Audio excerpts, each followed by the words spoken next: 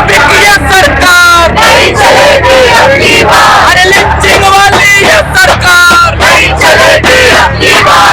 अरे बचाना बंद करो, बंद करो, बंद करो। क्या वो मुसलमान था इसलिए आप उसकी आवाज नहीं उठाएंगे? क्या वो सिर्फ इसलिए मारा जाएगा कि वो कुरान को मानता है? क्या सिर्फ वो इसलिए माना जाएगा कि वो मुसलमान है? क्या उसे दौड़ा दौड़ा के गाड़ियों के अंदर मार दिया जाएगा? हमारे ऊपर जो चीजें थोपी जा रही हैं ये नाकाबिले बर्दाश्त है, हम इसे बर्दाश्त नहीं कर सकते। एक जानवर के चक्कर में, जिस जानवर को बीजेपी के ही एक प्रदेश अध्यक्ष ने अभी परसों बयान दिया है कि मैं गौ माता को खाता हूं और मुझे मेरी पार्टी भी नहीं रोकती है, अब उसके लिए मार दिए। जिसका आज हेमंत बिस्वा शर्मा जो असम का मुख्यमंत्री है उसने कहा था आमी तो बीफ खाती तो, उसके लिए आप एक इंसान को मार देंगे? मेरे भाई, मैं सीधी तौर पे ये बोलना चाहता हूं कि सरकार तो हमारे ऊपर में जुल्म और तशद्दुद के पहाड़ तोड़ रहे हैं, आज भी तोड़ रहे हैं, पहले भी तोड़े थे और ज्यादा जुल्म करेंगे, मगर हमें एक होना पड़ेगा।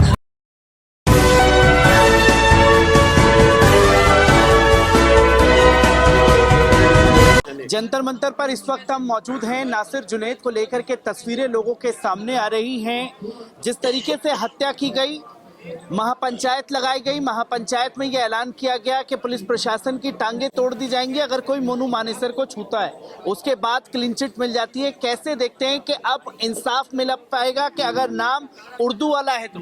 इस देश के लिए ये बहुत बड़ी अफसोस की बात है कि इस देश के अंदर में एक आतंकवादी संगठन जो लगातार दलित और मुसलमानों को अपना शिकार बना रही है, जो लगातार दलित और मुसलमान और जो वंचित लोग हैं, जो शोषित लोग हैं, उनके ऊपर में जबरदस्ती जाकर के अपना धार्मिक चोला थोपने की कोशिश कर रहे हैं।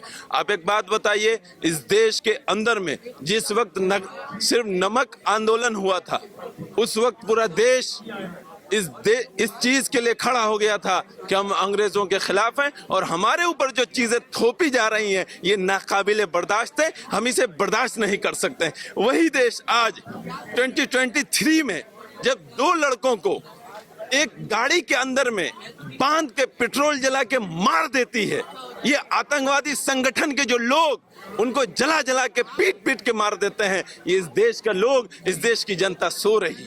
मैं पिछले 5 दिन से बहुत दुखी हूँ। मैं हर जगह चेक कर रहा हूँ कि क्या वो मुसलमान था इसलिए आप उसकी आवाज नहीं उठाएंगे? क्या वो सिर्फ इसलिए मारा जाएगा कि वो कुरान को मानता है? क्या सिर्फ वो इसलिए माना जाएगा कि वो मुसलमान है? क्या उसे दौड़ा दौड़ा के गाड़ियों के अंदर मार दिया जाएगा?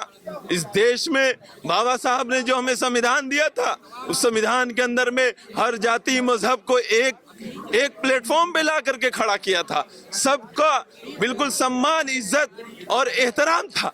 मगर आज जो ताकतें हैं, आज जो फांसीवादी जो ताकतें हैं, वो ताकतें कुछ लोगों को, चुनिंदा लोगों को पावर देती हैं, उनको छूट देती है कि आप जिनको चाहो जाकर के मारो, आप जिनको भी चाहो उनके ऊपर में जाकर के जुल्म और सितम के पहाड़ को तोड़ दो। आज लोग सवाल उठाते हैं कि मोनू मानेसर गिरफ्तार क्यों नहीं हुआ? क्यों गिरफ्तार होगा?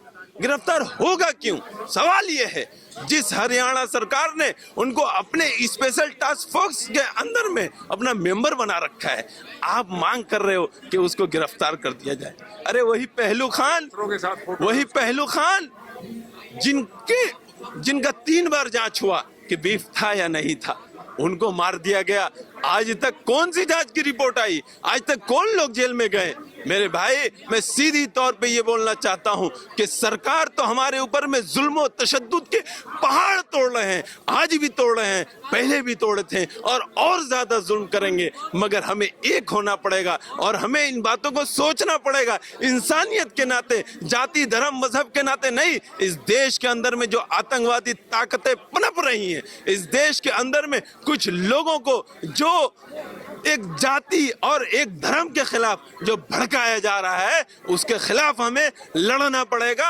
हो सकता है वो भी हमारे भाई हैं, उनको एक संगठन में ला करके उनको बुरी तरीके से मोटिवेट किया जा रहा है और मोटिवेट करके एक धर्म के खिलाफ उनको भड़काया जा रहा है। हम उम्मीद करते हैं कि मोनू मानेसर जेल तो नहीं जाएगा, सरकारें उनको जेल नहीं भेजेंगी, मगर कम से कम उनके अंदर में अपनी सोच जागे कि इंसानियत, आप एक जानवर के चक्कर में, जिस जानवर को बीजेपी के ही एक प्रदेश अध्यक्ष ने अभी परसों बयान दिया है कि मैं गौ माता को खाता हूं और मुझे मेरी पार्टी भी नहीं रोकती है, वही उसी के लिए एक इंसान को आपने मार दिया, जिसके लिए आपने केरल में आपकी पार्टी ने, केरल में आपके पार्टी के अध्यक्ष ने कहा था कि अगर हमारी सरकार आती है तो हम बीफ का दाम और सस्ता कर देंगे। आप उसके लिए मार दिए, जिसका आज हेमंत बिस्वा शर्मा जो असम का मुख्यमंत्री है उसने कहा था आमी तो बीफ खाती तो, उसके लिए आप एक इंसान को मार देंगे?